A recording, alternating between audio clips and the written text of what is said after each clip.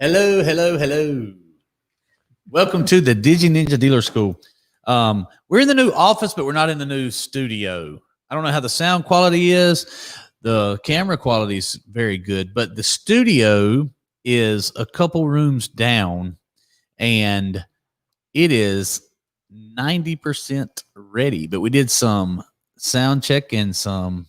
What else do we have to check on this morning that prevented us from operating in the new studio?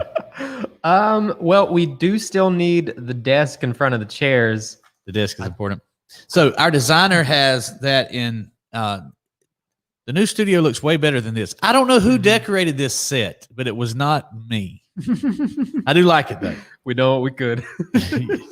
Good job doing what you can. So, can you turn that camera around? Is it stable enough where you could show the view from my office? I think we can do that. You can do that?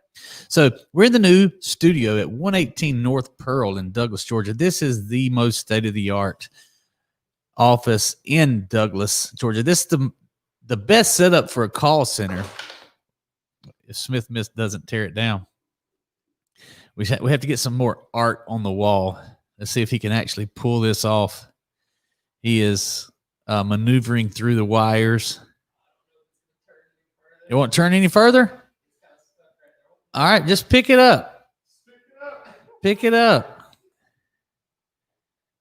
Pick it up. There's a gray wall. Oh, my goodness, there's a light. This is, whoa. Where's the, keep going. You got to go up where people can see Felipe across the side there. There he is. Hey. Felipe's checking on the people. Hey, Felipe. Hey, Felipe. Hold on one second. Okay, no, keep the camera on there. You may even have to take off the thing.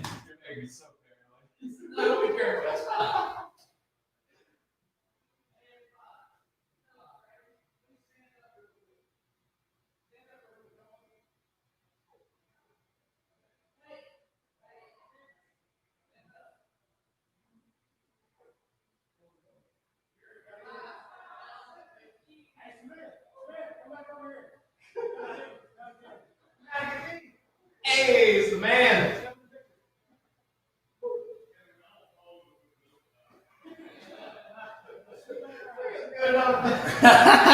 Okay, you can put it back on me.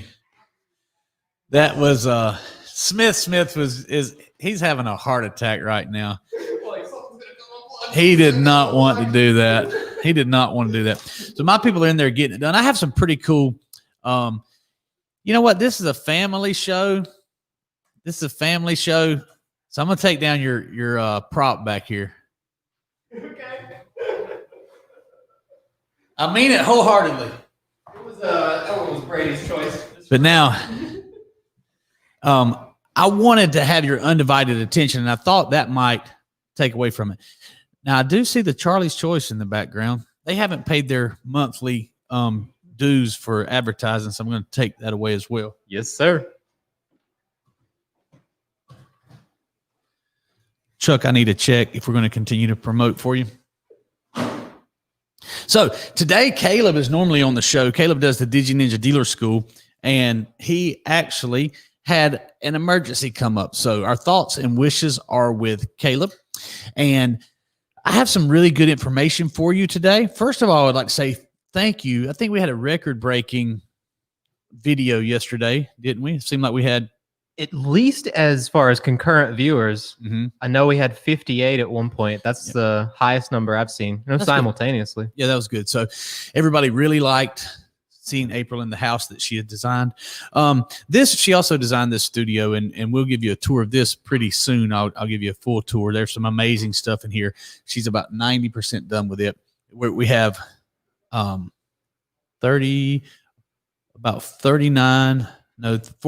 different workstations, including my offices. It's a really big deal.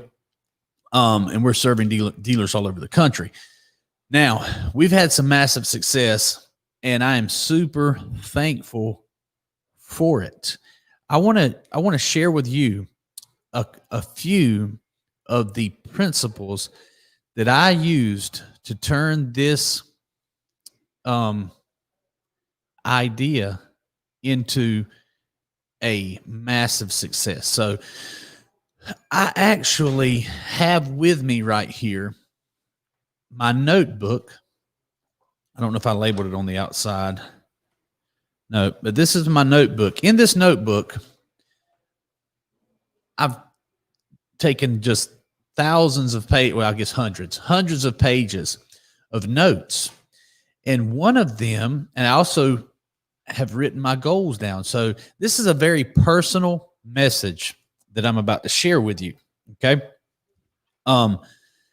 During the commotion there, I lost my placeholder. So I've got to get back over to the actual page that it's on. But I tell people all the time, it's very important to write your goals down. And this is where most people make mistakes when writing their goals down. There's a couple of mistakes that a lot of people make. Number one, their goals aren't big enough. And I'm going to show you an example of that. And then I'm going to show you the solution to that's very personal to me. A lot of advisors even say, make sure that your goals are attainable. Have you ever heard that, Smith? Make sure your goals are attainable. Heard that a lot. Yes. That's silly. If you're going to have a goal, it needs to be a big, juicy, big goal. One that has something that you would just do anything for. So if you have a goal, a small goal, like one of my team leaders and salespeople had a goal, and I said, that's too small. We're going to double that. If your goals are too small, it is too easy to give up on them. If your goals are too small, it's too easy to give up on. You have to have a big goal. So, there, I found one of my spots. I want to find one more right here. Smith, you threw this thing all over the place when you were doing your little. There it is right here. Okay. I apologize. Okay. Now, this is amazing right here. All right. This is a personal goal of mine. I'm going to be totally 100% candid.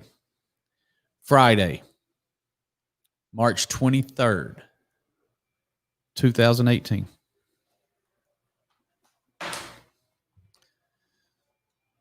I don't know if you can see it. That's fine, but I circled it. Friday, March 23rd, 2018. This is my 5-year plan. I'm going to show you the problem with this goal. 5-year plan. $240,000 per year income. Live on $120,000. Save $120,000. Save $600,000 in 5 years. It's right there in black and white. Okay. That was less than 3 years ago. Okay. The problem with that goal, it's not big enough. The other problem with that goal is it's not written in present tense. Right. So when you write a goal, you need to write it down in present tense as if you already have it. For instance, if now the goal's still not big enough, but it should have been, I'm so happy and grateful that I have, or that I save $120,000 a year. I'm so happy and grateful that I have $600,000. That should have been the way it was written, but it wasn't. And so that goal didn't come to fruition like that. Okay. What happened instead was 2 months after that, I got fired from where I was working. I thought I was going to buy into a dealership and be a dealer, make $250,000 a year.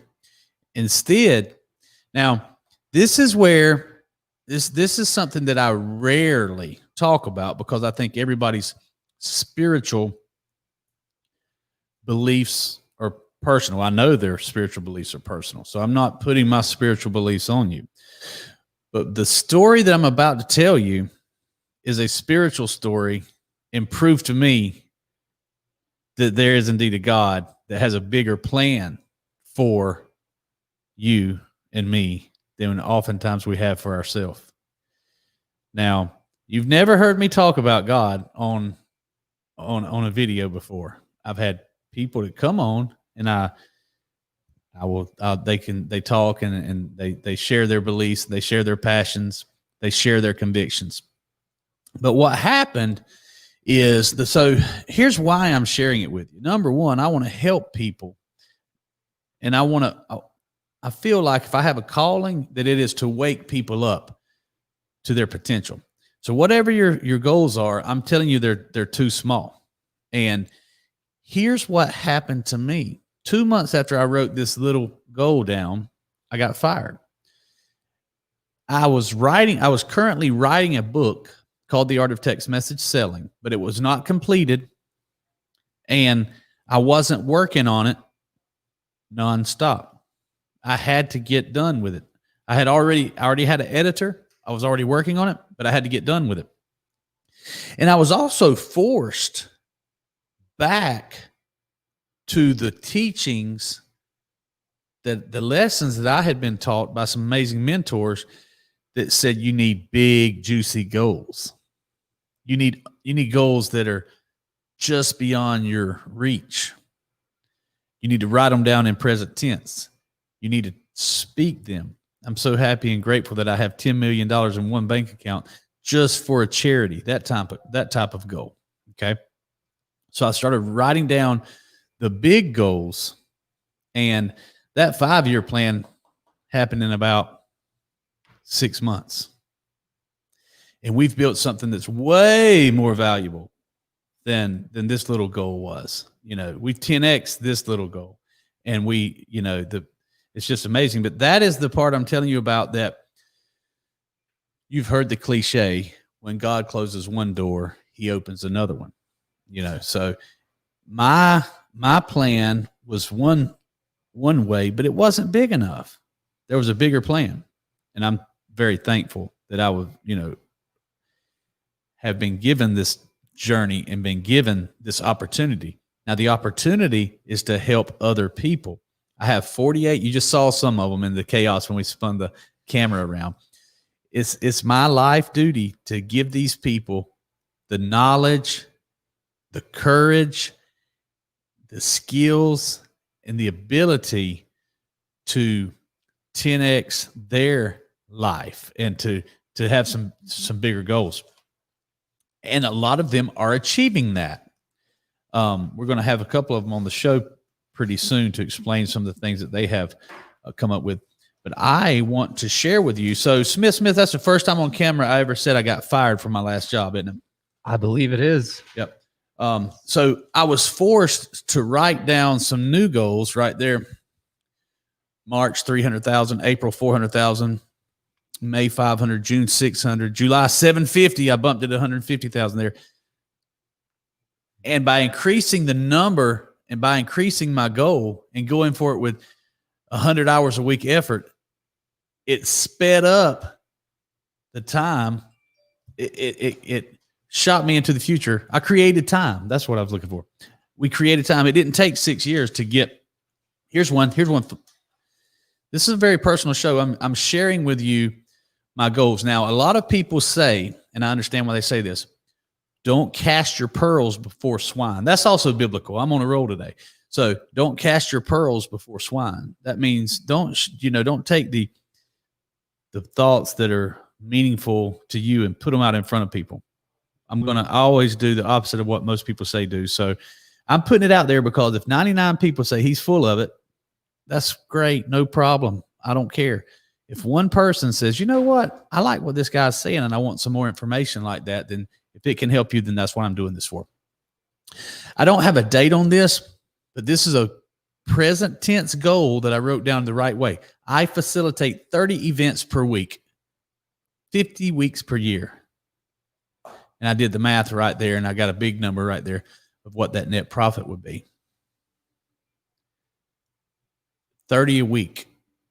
That was obviously before this year. Oh, yeah. Because now how many were we doing? Like 40 to 60, depending on the week. We had 67 or the first part of the week, and I think we're back down in the 40s to 50s now. Wow, there's some good. I was looking at that, but there's a story in here. To take me 1 second to find it. I want to show you this story that was the first day of this journey. It was when So, do we have any comments yet? We may have some crazy comments about you when you freaked out and spun everything around. Sarah Stalker says, hello, happy Thursday, and happy new office day. Happy new office day. We're loving it. Ray Mucci says, buy back Billy in the studio with that fire. That fire. Hashtag this mother spitting. Hey, family friendly, guys. Family friendly. I had to get rid of my sign because I knew, okay, I found my story. Okay. Awesome. Today is the day certainty gives you confidence. That's where confidence comes from. Certainty. You get certain. If you've ever noticed, older people are more certain than younger people. They believe it because they've seen, experience has shown them certain things. So I'm certain of these things that I'm telling you because I've seen them work out. Okay, this we'll call it a journal entry is May the 30th, 2018. Okay. This was 2 to 3 weeks. No, I'm sorry, 2 to 3 months after the goal that I wrote down, which got smashed because it was too small. Here's the rest of the story. I got fired, so I had to go home, number one, and tell my wife that I got fired. That was no fun. I had to take all the art that was in my office down and put it in a little car and drive home and say, hey, guess what? No job. But I have an idea. And the idea was number one, finish the book. So I did that as quickly as I could. I worked on it 8 hours a day and finished the book because I knew that I had the most effective way of talking to customers via text message. So we wrote that book, The Art of Text Message Selling, which became a number one seller on Amazon in the sales section, by the way. Thank you for purchasing it. You can go to Amazon and purchase it. But I had an idea. I had a strong conviction that I had the most effective method of reaching customers on Facebook and then converting those leads into cars sold. I said, because we had just taken this small dealership from selling no cars to selling a lot of cars, and we're using Facebook. And that's what the argument was about when I got fired. I was told that I wasn't doing it right, but I was. They went out of business after they fired me because they didn't know what they were doing.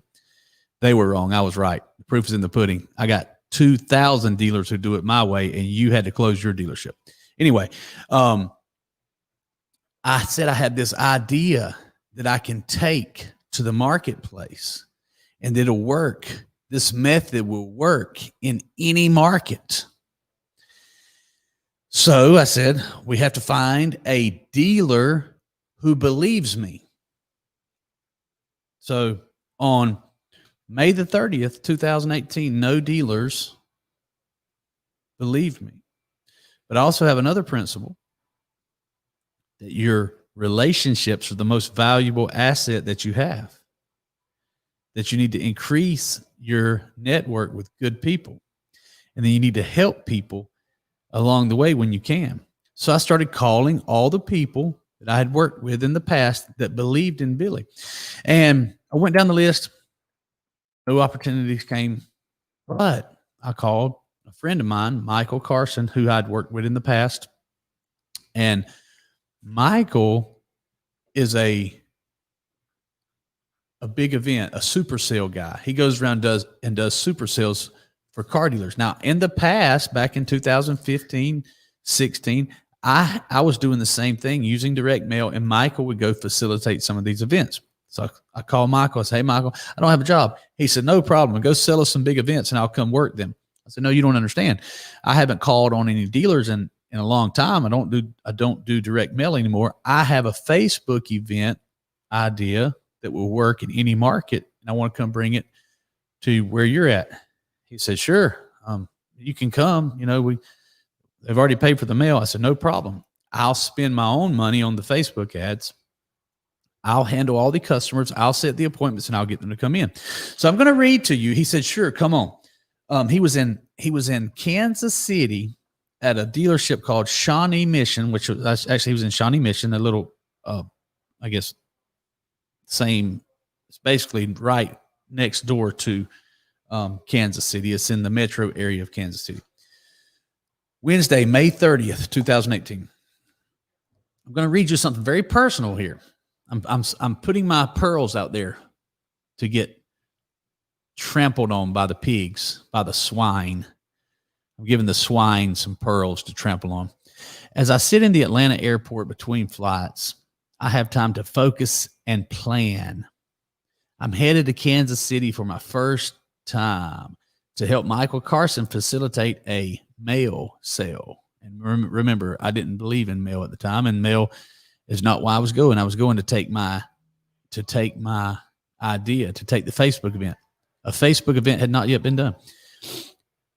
They seem excited, and I'm excited as well. I am already dressed in a tie. So I'm in the Atlanta airport. The sale had already started. It was a 10-day event. I was coming in on day 4. I was coming in hot, dressed, ready to hit the ground running.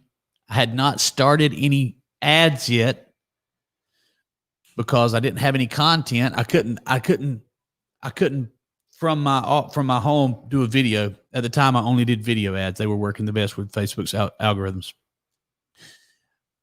I couldn't do an event from my home and say, hey, this is Buyback Billy. I'm in my house. I guess I could have, but I didn't. I had no content out there yet. So nobody in Kansas City knew Billy was coming. Nobody in Kansas City knew Billy except for Michael Carson, who was there facilitating the event. I'm dressed in a tie, and when I hit the ground in Kansas City, I'm headed straight to the dealership. I'm clear-minded and focused. See, I tell you all the time, it's important to talk to yourself in present tense. Because if you don't, somebody else is going to be feeding your mind. They're going to tell you who you are. They're going to tell you who you are. Great, thank you. They're going to tell you who you are. I'm going to tell me who I am. I'm not going to let someone else tell me who I am. I'm clear-minded and focused. Now, total transparency here. If I'm having to write it down, it means it's important to me because I might have been struggling with it. So there is doubt. You're going to have doubt. When you have doubt, sit down and write it down. I am on this trip for one reason. Increase my footprint on the planet in a good way.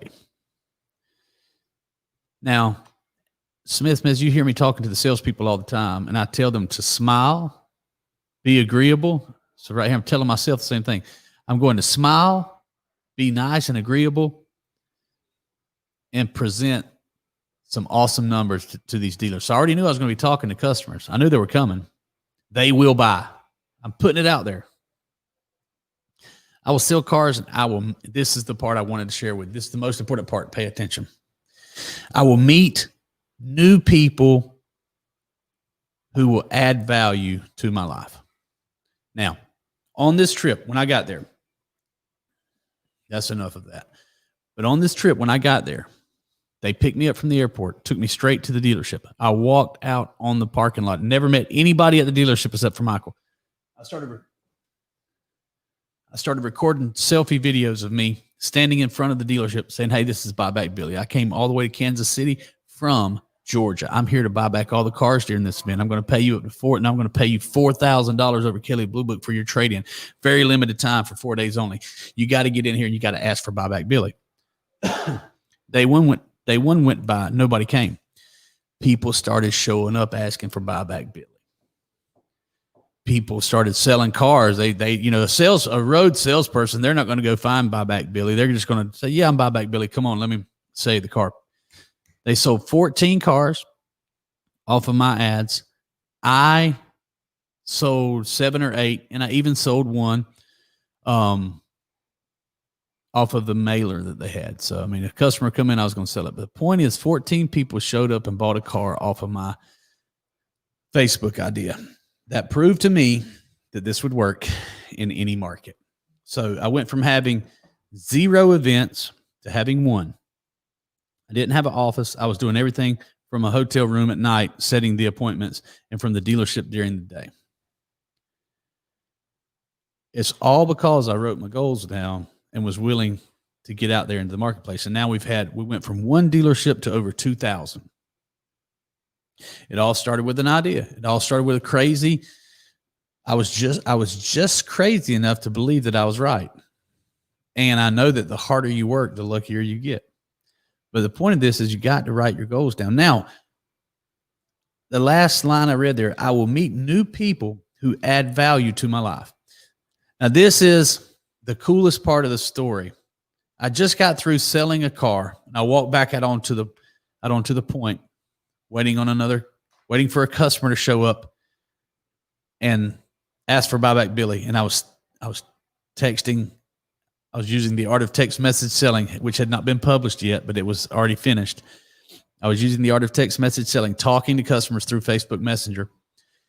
And the guy who sold the event to that dealer walked up to me and took my picture. So I took his picture. I don't know why he's taking my picture, but I'm taking his picture too. He said, "Hey guys, I may need some good salespeople in the future, so just, if you will, save my number right here. And give me your number. I'm going to save your picture and name. I'd love for you guys to come sell for me in the future."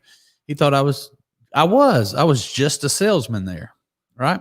I was just there like everybody else. He was the event salesperson, the event facilitator, and he was wanting some good salespeople. So he had my name and he had my number. I didn't pitch him. I knew he was the guy that got the check from the dealership. So when you do a direct mail sale, they write you a big check to do the event, to do your direct mail and bring in the salespeople. They write you a check for $50,000 for the direct mail or whatever. So I knew he was the most important guy there. He took my picture. I took his picture. Remember, I will meet new people who will add value to my life. Writing down my goals. I should have wrote it down in present tense, though. I've met some amazing people in Shawnee Mission that have added tremendous value to my life. I wrote it down in future tense. It still worked. The guy, his name's Mark Compton, that I met. A couple of days later into the event, they're selling cars. The mail's kind of soft. Not that many people are coming in on the mail. They're coming in asking for buyback Billy. He said, "Who the hell is buyback Billy? What are you going on? Facebook? What are you talking about?" And so finally they tell him, that's Billy right there. He said, "You Billy?" "Yes, sir." "What is this Facebook thing you're doing?" I thought he was about to get on to me and run me out of the dealership. And he said, "These people are coming in buying. Can we do that?" I said, "Yes, sir. Yes, sir. We can do that. We're doing it." So he said, "All right, well, I guess you can keep doing it." We left there and I flew back home. I made a few bucks while I was there. But that wasn't why I went. Now, April just walked by. April. Would you like me to go see if I can find you a water, by the way? Am I sounding scratchy? I just know you coughed a minute ago. And I've been tested for COVID. I don't have COVID. All right. April, Caleb he had an emergency. So very impromptu, I've told the story transparently of how I got fired, and we went from 0 dealerships to 2,000 now. Yeah. And I was telling them the story. Here, you can have. I'm sorry. I was telling them the story about meeting Mark Compton. See, I don't even think you've ever seen this. Probably not. May the 30th, 2008, sitting in the Atlanta airport. What was your feelings like when I hopped on a plane and flew to Kansas City? I was a little nervous. A little nervous? Mm-hmm. And so I told the whole story of how the event started working, and then I flew back home, and I made a few bucks. Yeah. It wasn't a lot of money. Not many. But I told April, I don't know if you remember this or not. So I guess you told him that we took our last money for you to go there. I didn't go that far. So there's the rest of the story. We didn't have a whole lot of money, so we used the last $5,000 we had to get the plane ticket and the hotel room and the Facebook ads. So I'm out in Kansas City spending money on Facebook ads on your credit card. Yeah. And you love to stay home alone. So you were at home. I was in Kansas City with this idea, and my credit card dinging every few minutes. Your credit card dinging every few minutes, telling that we've Billy just spent another $900 on Facebook ads. So anyway, I get home and I made a few bucks, and we'll call it a couple $1,000. You said, "Why are you doing this for $2,000? You can go to work for Woody Folsom and make $2,000 a week." I said that. So tell me what you said. I said, you can go to work at Woody's or a car dealership and sell a car. What are you doing? Yeah. Or two, or right. Whatever. And I said, and be at home at night. That was very important to her, that I be at home at night. And I said, I'm not doing this for $1,000 or $2,000. I'm doing it for millions of dollars. And in the beginning, April didn't quite understand that. It took a little time. I shared with them also the goal that I had written down 2 months prior to getting fired. Not going to find it right now. They've already watched me look for it one time, where I said, I'm going to make $240,000 a month, live on 120, and save $600,000 in 5 years. And it's the first time I've ever on this show talked about God. But when I read that this morning, I said, that's proof to me that there is a God, and that God does have a bigger plan for your life than you do very often. Because it's turned out, she's going to start crying. It's going to make me cry. It turns out that, we think we know some things, but faith is very important. And it's very true that oftentimes we limit ourselves with small goals. So that's the story I shared with everybody. And I just saw you walk by, so I wanted you to tell them, to add your side of the story to what it was like when I came home and we'd only making a couple $1,000. And to say the very least, I told them about this awesome facility that you've designed for us. It's amazing what faith and big goals can do in your life in a short period of time. I'm here measuring for more furniture. So. She's measuring more. We got to make some money. So if you're a car dealer and you'd like a lot of cars sold, and you want to buy an event, call me. I need it, because she's up here spending the money. Thank you. You told me to. I know I did. I need that desk. They don't believe I have a real studio, so we need that desk. I promise. That's what I'm here for. The news desk. Smith threatened to get me a water, but didn't do it. Sorry. That's okay. I can go find one. So here's what I want to do. Can you click on the comments before you don't I don't need a water. We'll wrap it up here in just a minute. Okay. Click on the comments. Let's see if anybody has anything to say. Of course. Joey Arvidsson says new studio looks awesome. It's not quite. This isn't the new studio, Joey. Thank you for being very complimentary. The new studio is like a Fox News Center or a CNN. I mean, you're not going to be able to tell the difference between me and Anderson Cooper. Those chairs go a long way to doing it, I think, too. They are beautiful. They are, the chairs. We'll have to show that with everybody. Man, I wish we had a cameraman here that was better than you, Smith, because they're doing some wild stuff out there, and I would like for you to see it. You know what? You want me to do it again? I want you to unhook the camera and show everybody. Oh, but real quick, let's go through the I thought this was great. Joey Arvidsson says, you getting fired from that dealership is the best thing that happened to both of us and many other people, including every dealer in the country. Yes, man, we got to see. That's true, Joey. Thank you for that. I appreciate your comment. Caleb's just apologizing for not making it today. Stop apologizing, yeah, Caleb. Jeez, take care of your business. Take care of your family. I got this. We got this. There's going to be a time when I'm going to need you to cover for me. And you know what? Talking about relationships, Caleb was the next person I called, and we put together an awesome team.